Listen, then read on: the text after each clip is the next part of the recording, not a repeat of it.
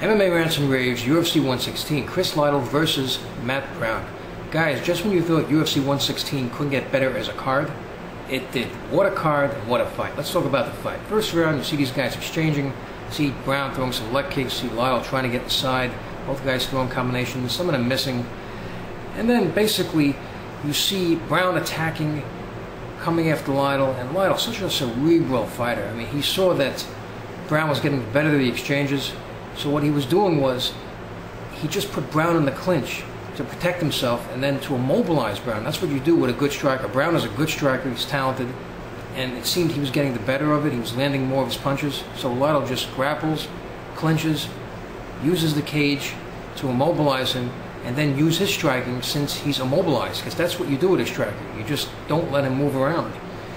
And that's the whole aspect of mixed martial arts over boxing, because you can't immobilize a boxer. When you clinch, the ref separates you. In this game, it's the opposite. You could force the guy against the cage, and that's what he's been doing. Such a cerebral fighter. Gotta hand it to Lytle.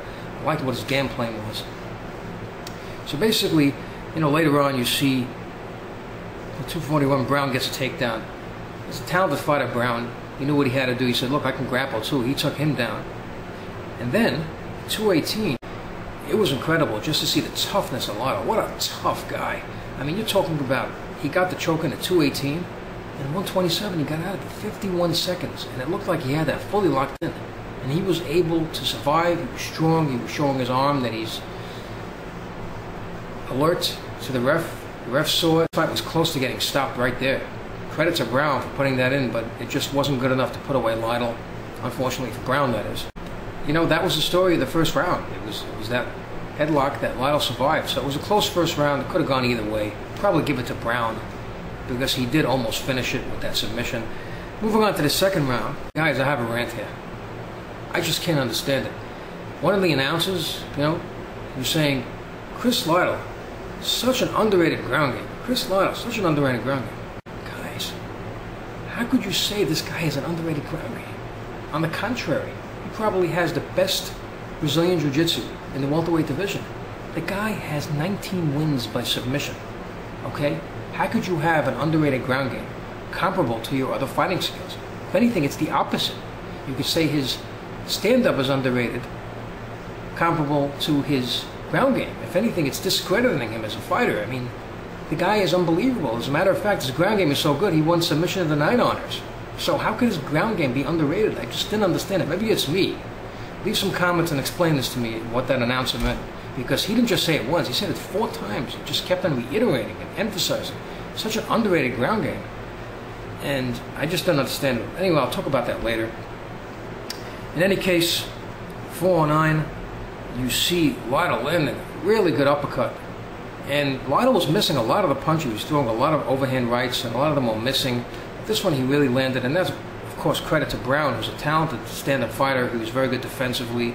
He was creating distance between him and Lytle and throwing leg kicks that were crisp and landing. So he was doing a good job standing up and seeing what his strong point was. But he gets that takedown after the uppercut. And at 344, this was really amazing. And the announcers did not mention this. I don't know why. He had full mount on Mike Brown. Guys, when you have full mount against any mixed martial arts fighter, that is one of the best positions you can be in, because you eliminate the whole lower part of the guy's body. When you have a full mount, the guy on top, he has his legs folded around the guy's back who's on bottom. And the guy who's on bottom, his legs are behind the guy who's on top, his back. So his legs are immobilized. He can't use his legs to do anything, to kick. So half his body's immobilized, all right? And the guy who's on top can just rain down punches and just drop bombs on the guy, and there's really little you can do to defend it.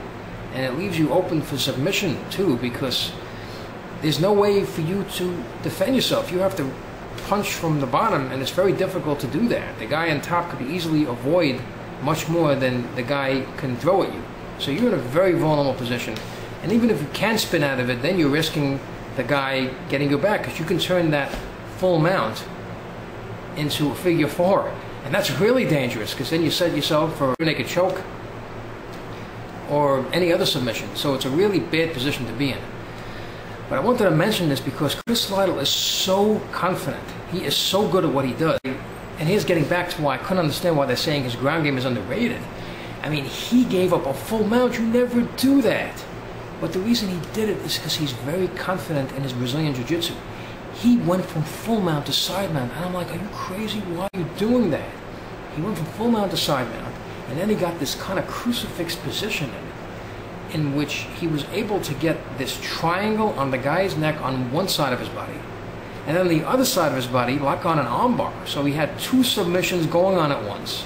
And then at the same time, he had a third thing going for him. It was some kind of crucifix, which he was actually punching Brown from the bottom. So it was like a three-prong attack. I really appreciated this. You know, some fans boo when they see things kind of not getting anywhere or something, or they get kind of quiet, they want to see knockouts. This is stuff that I like to see. This was incredible. It was a three-prong attack. It was crucifix, a little ground and pound, armbar, and triangle at the same time. That's exactly what Lytle was doing. It was really, really interesting to see. And of course, you know, to Brown's credit, tough guy, he was hanging in there, but all three things happening at once to him was just too much, and the fight just ended like there. And Lytle got the victory. Now, here's something else I'd like to say about Chris Lytle.